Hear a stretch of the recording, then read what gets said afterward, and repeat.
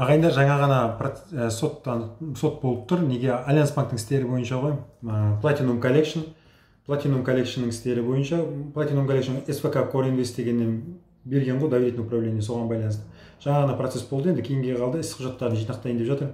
Мына нәрселерге назар аудару керек. Бірақ енді соттарда бізге неге, мен сот болсам егерде, азаматтық процессуалдық кодекстің талаптарына сәйкес тапсырылмаған сауатсыз талап арыздарды қайтарып тастаған болар едім. Неге? Себебі жаңа ғана осы процессті айтып отырмыз.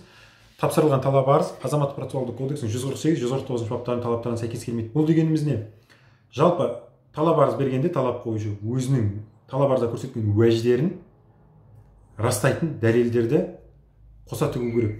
Оны біздер өзіміз сұратып алып, немесе сот сұратып, алдыртып, былайша айтқанда талап қоюшы үшін жұмыс істемеуіміз керек.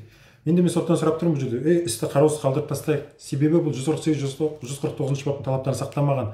Одан бөлек азаматтық процестік кодекстің 72-ші бабында өздерінің уәждерін дәлелдеу міндеті уәж айтқан адамға жүктелетін, яғни біздің жағдайда талап қоюшыға жүктелетін көрсетілген, бекітілген.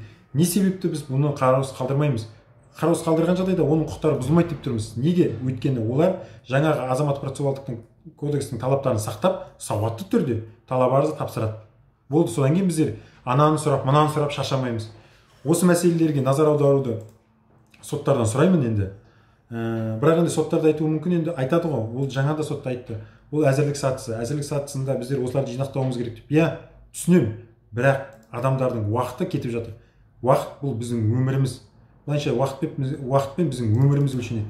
Сондықтан талап арыз, коллекторлық агенттік қызметкерлер сіздерге де айтатым, дұрыстау заңгерлер табыңыздар, біріншіден. Екіншіден, қазақшада, орысшада сөйлей алатын. Құрығанда қазақша сөйлейтін, орысша сөйлемесе сөйлемей ақ қойсын. Бірақ қазақ тілінде сөйлейтін адамдар, заңгерлер табыңдар, сосын ойларын қазақ тілінде дұрыс жеткізе алатын адамдар табыңдар. Қазір біз кейбір істерде қазақша істерге сіздердің өкілдеріңіз қатысады, коллекторлық агенттіктің. Екі сөздің басын құрай алмайды, өкінбей ме? Қазақ болып туғанда қалай бұдан кейін үй алмайды?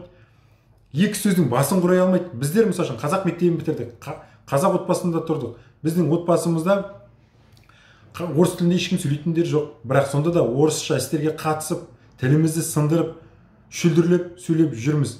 Ал сендердің қазақ тілдерің, өкінішке орай сендердің ана тілдерің, біздің ана тіліміз емес, орыс тілімізден қайда көш кейін қалған? Сондықтан коллекторлық агенттік қызметкерлері, коллекторлық агенттік компаниялары, коллекторлық агенттіктер сіздерге айтатынымыз, дұрыс, сауатты, білікті юристерді алыңыздар. Неге бұны сұраймын? Өйткені біздердің уақыттарымызды құр босқа аласыздар. Бұл бір. Екіншіден, сіздер коллекторлық агенттіктер қызметкерлеріңіз сауатты болатын болса, және де заңгерлерің сауатты болатын болса, адамдарды құр бекерге қорқытып, ақшаны өндіруге жұмыстар жүргізбейді. Яғни коллекторлық қызмет туралы заңда көрсетілген талаптарды бұзуға жол бермейді. Адал, иманды жастарды, қызметкерлерді алыңыздар.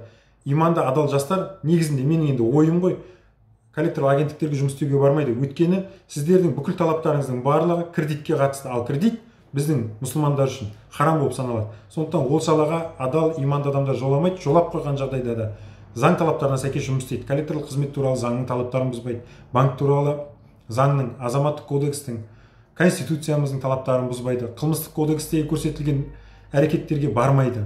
Әкімшілік бұзушылықта көрсетілген әрекеттерге бармайды. Адамдардың зығырданын қайнатып шаршатпайды.